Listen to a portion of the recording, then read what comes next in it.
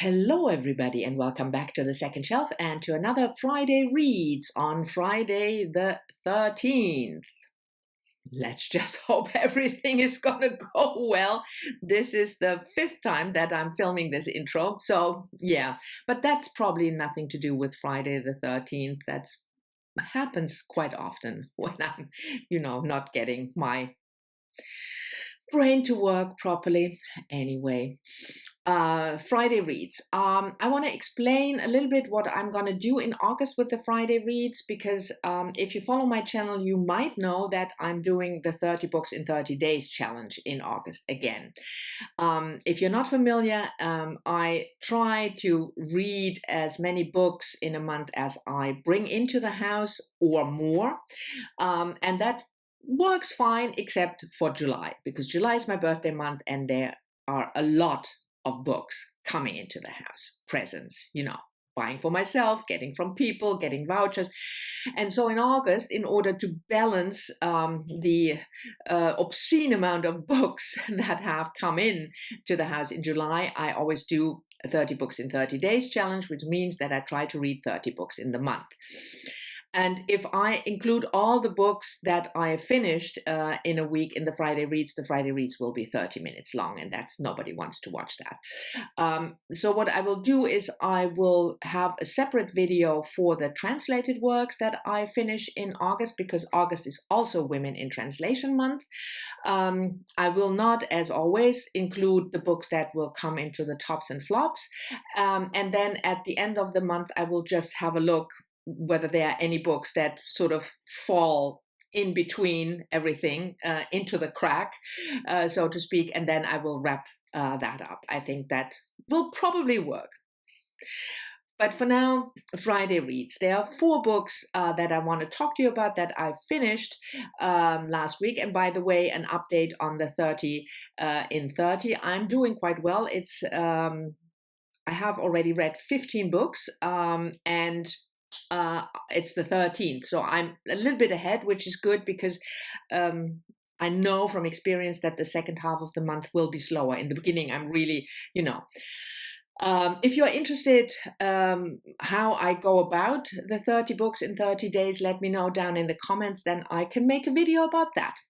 Anyway, so 4 books today that I finished, and the first one is a very short one, because I collect, that's one of the tricks for the 30 in 30, I collect books that are really short over the first half of the year in order to read them in August. So this one is Natasha Brown, just Assembly, which was published earlier this year. And I came across this book because in one of the Goodreads groups that discuss book prizes, everybody and their mother expected this book to be on the Booker long list, but it isn't, which might be because it's only 100 pages and doesn't qualify as a novel. But then again, last year the Booker didn't take this whole novel thing too seriously, so I don't know. But anyway, Natasha Brown is a Black American author. This is her debut. She studied math and worked in that field for a bank or a financial institution.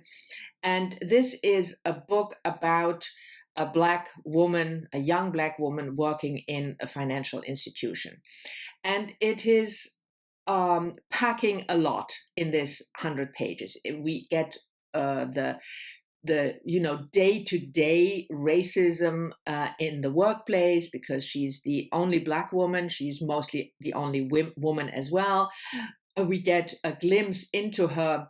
By the way, she's English. Did I say American? Black American? She's an English author.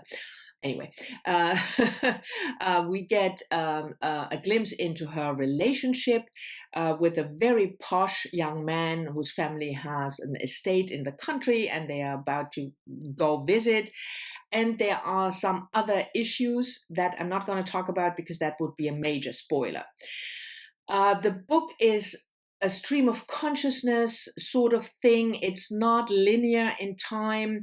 I read it, by the way, together with Kim from Middle of the Book March, and we both agreed that we certainly would pick up a second book by this author, and that for a debut there is a lot to love.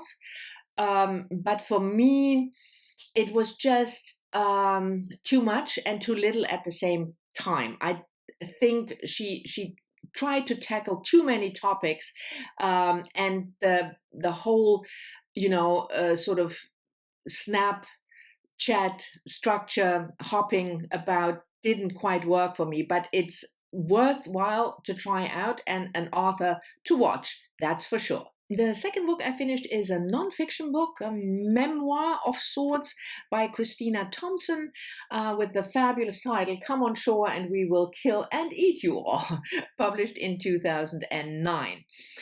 If you're following my channel, you will probably remember that I raved about Christina Thompson's last book, the second one. This is her debut.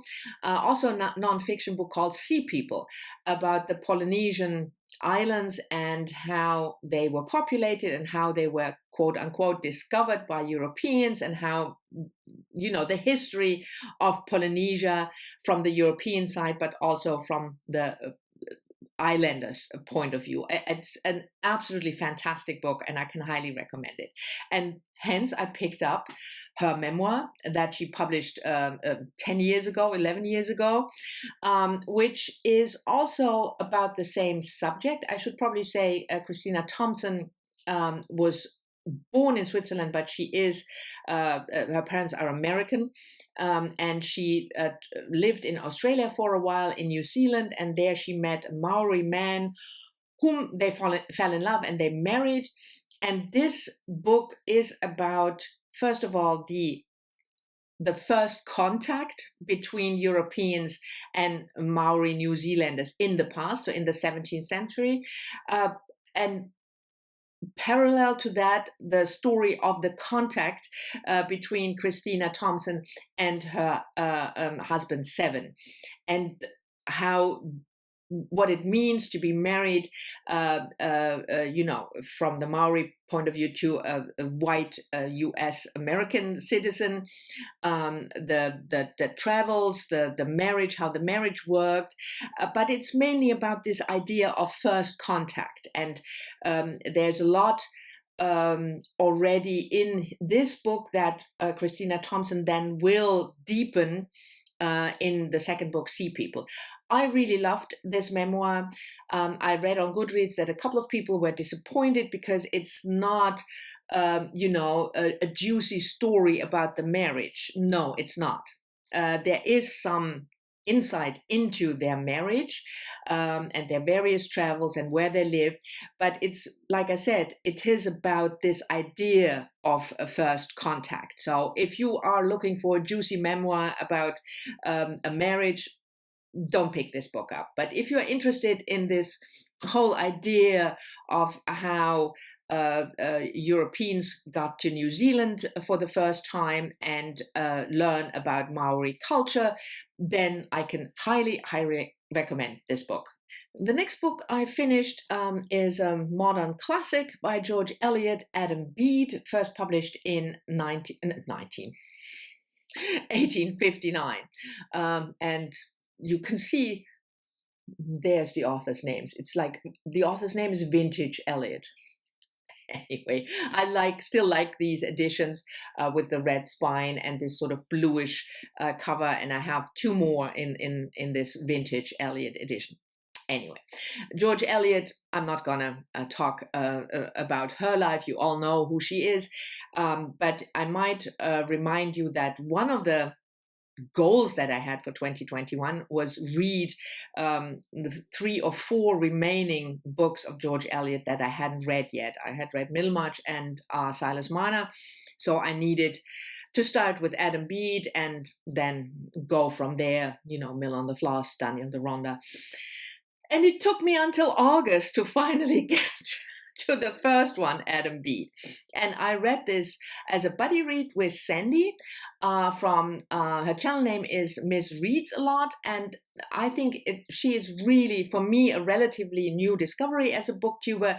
And she is such a lovely she has such a lovely personality in terms of she's so positive.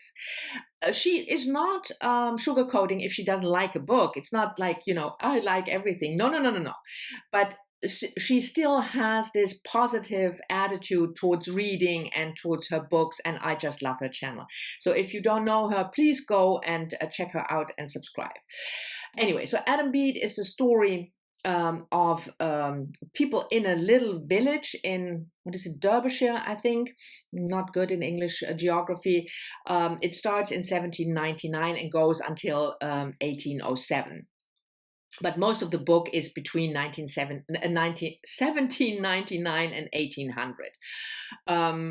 And there are a couple of people as a main role. Obviously, Adam Bede, who is I think you would say a carpenter. He works with wood, so he makes wooden stuff. I'm not handy, as you can tell. Then you have Hetty, who is the village beauty. You have Arthur, who is the landlord, the squire's young son. You also have Dina, who is also a young woman who is a preacher, a Methodist preacher. And then you have the family around them. There is quite the kaleidoscope of people. And like George Eliot always, she can draw a character. I liked this book. I didn't love it. And that the story, like I said, is about these main characters. And of course, it's like a love triangle, Adam in love with Hetty, Arthur, maybe not in love, but at least enamored by Hetty, and Hetty in between those two men. That's all I'm going to say about the plot. First of all, is something that is just me. I struggled a lot with the dialogue because the dialogue is in accent. So because I'm not an English mother tongue speaker, it's difficult for me to read this kind of accent dialogue. And there is a lot of it in this book.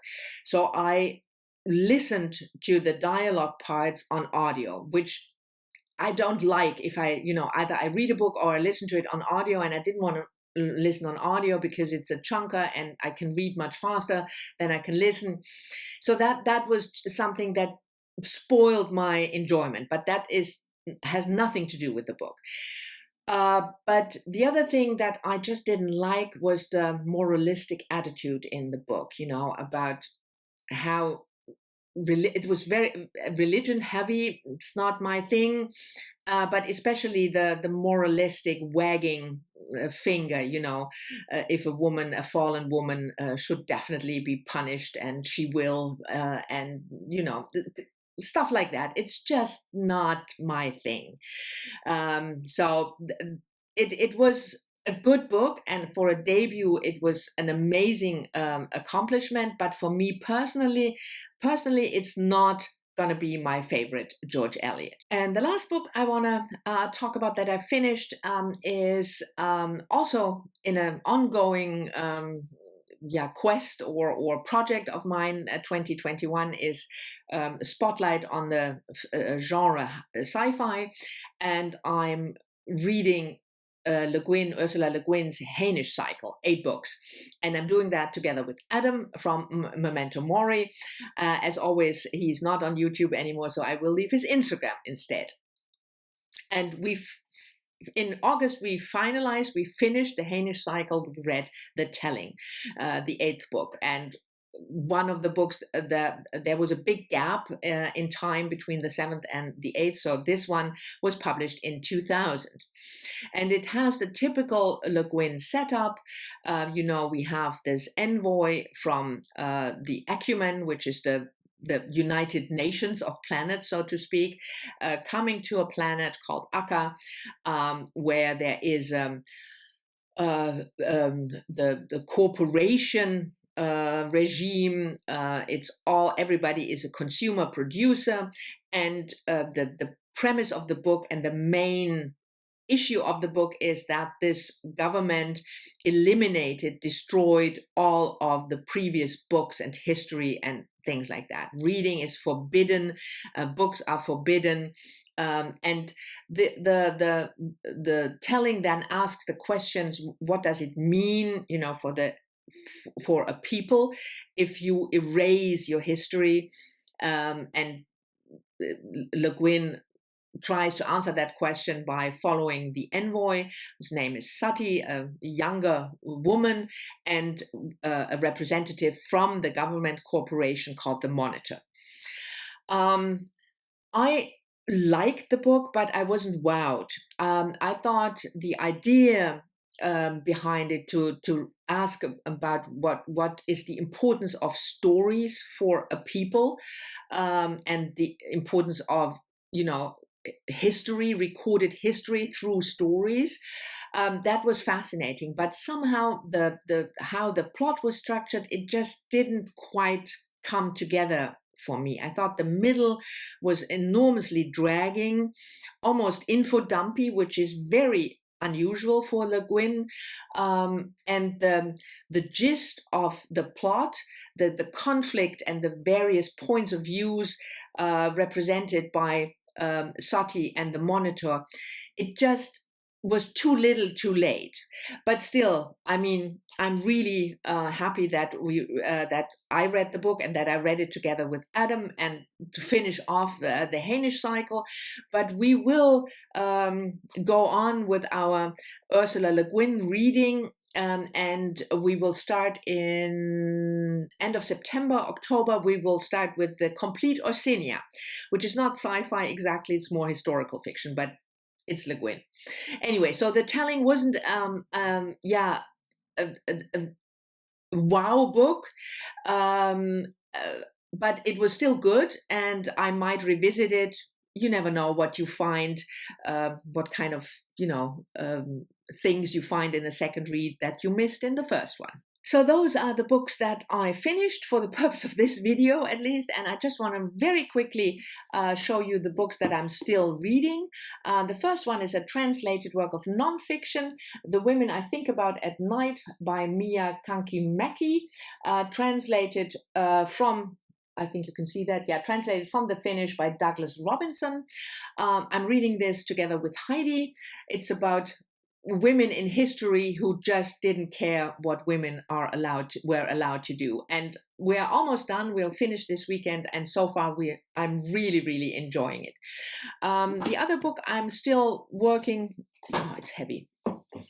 The other book I'm working my way through still is Everybody by Olivia Laing.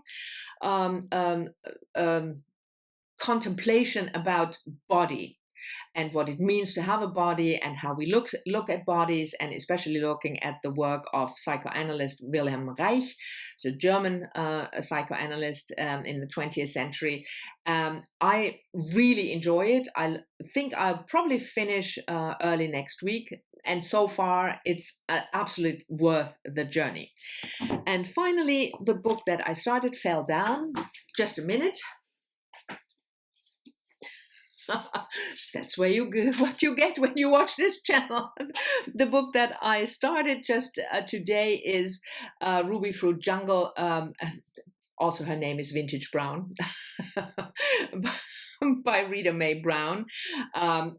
Considered one of the modern classics of LGBTQ literature, and I will just have a check when it is first published in 1973. So it's really a more contemporary classic LGBTQ literature. So that's the book that I started. I will also start some more books today or tomorrow, but I will include them in the next Friday Reads, just to keep you in suspense. Anyway, these are the books for my Friday Reads on Friday the 13th. Good luck, everybody, with not having trouble with the 13th. Thank you very much for watching. I hope you've enjoyed it. As always, I'm looking forward to your comments, and I'll see you all soon in the next one.